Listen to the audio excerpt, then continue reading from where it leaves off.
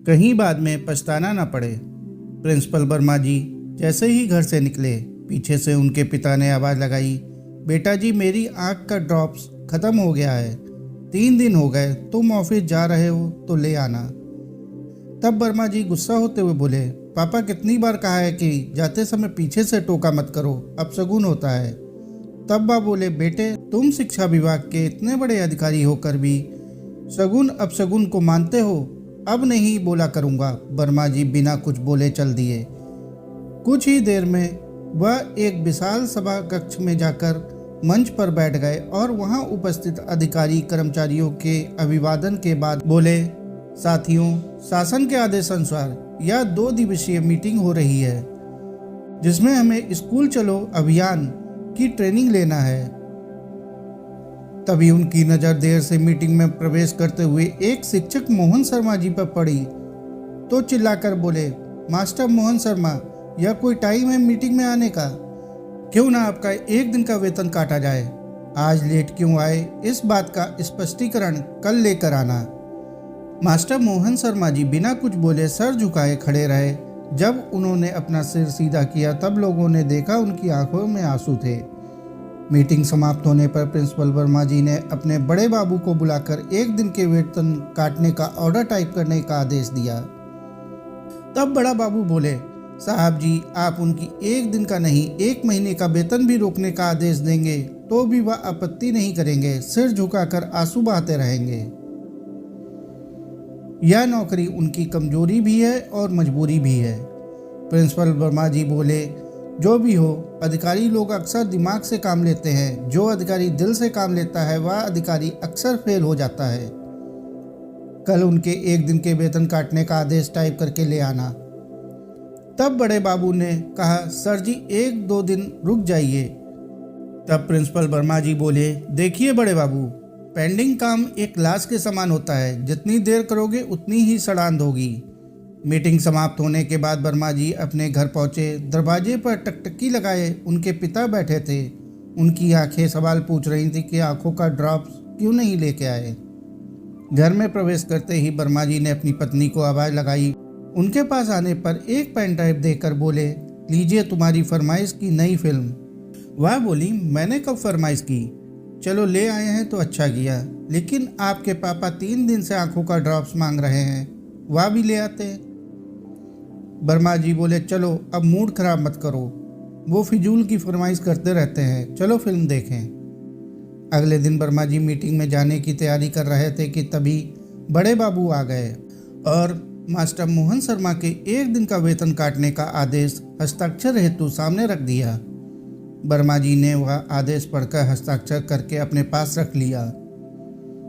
बड़े बाबू ने कहा, सर जी अभी आप भी मीटिंग में जा रहे हैं, मुझे भी वहीं चलना है। सर जी आपके शान के विरुद्ध एक निवेदन है।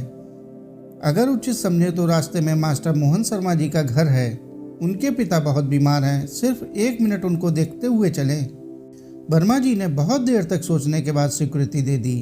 फिर क्या था, दोनों कुछ देर में ही शर्मा जी के घर पहुंच गए। मास्टर मोहन शर्मा अपने घर के बाहर अपने बीमार विकलांग पिता को स्नान करा रहे थे। अपने अधिकारी को सामने पाकर शर्मा जी चौंक पड़े, हाथ जोड़कर बोले, साहब जी आप मेरे घर आए, मेरे अहोभाग्य। साहब जी यह मेरे पिताजी हैं, इन्होंने मजदूरी करके मुझे पाला है, इन्होंने पूरा जीवन मेरी परवरिश में लगा दिया, मुझे जवान करते करते खुद बूढ़े हो गए, बिल्कुल आपके पिता के समान। आज यह बीमार हैं, इसलिए मेरा भी फर्ज है कि इनकी सेवा करूं। साहब जी आप ही बताइए, दुनिया की हर चीज़ खोने के बाद मिल सकती है, लेकिन अपने पिता को खो दिया तो फिर इनको सपने में भी पाना कठिन है। आप मेरा 1 दिन का वेतन काट रहे हैं, मुझे जरा भी दुख नहीं है, भले ही महीने भर का वेतन कट जाए, भूख लगेगी तो भीख मांग लूँगा, लेकिन अपने पिता की सेवा में कमी नहीं कर सकता। यह सुनकर वर्मा जी ने वेतन काटने वाले आदेश को फाड़कर फेंक दिया और मास्टर मोहन शर्मा के कंधे पर हाथ रखकर बोले, शर्मा जी आपकी पितृभक्ति के आगे नतमस्तक हूँ। फिर वर्मा जी मीटिंग में थोड़ी देर बैठे और उठकर वहाँ से सीधे अपने घर आ गए। वहाँ उन्होंने अपने पापा को इधर उधर ढूंढा, लेकिन वह नहीं मिले। तभी उनके पास किसी का मोबाइल कॉल आया, साहब जी आपके पिता को कोई गाड़ी वाला टक्कर मारकर चला गया, जल्दी आइए, वह अंतिम सांस गिन रहे हैं। वर्मा जी तत्काल भागे।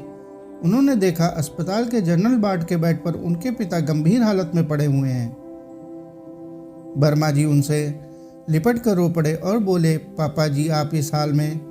लड़खड़ाती हुई जुबान में वह बोले, जब तुम्हारी माँ की मृत्यु हुई थी तब तुम बहुत छोटे थे। लोगों ने बहुत कहा कि दूसरी शादी कर लो, लेकिन मैंने अपना जीवन तुम्हें इंसान बनाने में लगा दिया। लेकिन निश्चित ही मेरी परवरिश में कुछ कमी रह गई। अपनी आँख के इलाज के लिए मुझे अकेला अस्पताल आना पड़ा। अब मेरा अंतिम समय आ गया है, तुम्हें खुश रहने का आशीर्वाद देता हूँ। तब वर्मा जी हाथ जोड़कर बोले, पापा जी मुझे माफ़ी मांगनी नहीं आती, लेकिन मुझे इतना पता है आपको माफ़ करना आता है, प्लीज़ मुझे माफ़ कर दो। लेकिन जिसे माफ़ करना था वह दुनिया छोड़कर जा चुका था। वर्मा जी बिलख कर रो पड़े। तभी वहाँ मास्टर मोहन शर्मा ने आकर रुमाल से उनके आंसू पोंछते हुए कहा, साहब जी हम अपने असहाय बुजुर्गों को खोने के बाद उनके उपकारों को याद करके रोते हैं। अगर उनके जीवन काल में ही उनके उपकारों को याद करते रहे तो कभी बाद में रोना या पछताना ना पड़े। साथियों, कहानी को अंत तक सुनने के लिए आपका बहुत बहुत शुक्रिया। कहानी अच्छी लगी हो तो कहानी को लाइक और चैनल को सब्सक्राइब जरूर कर लें। धन्यवाद।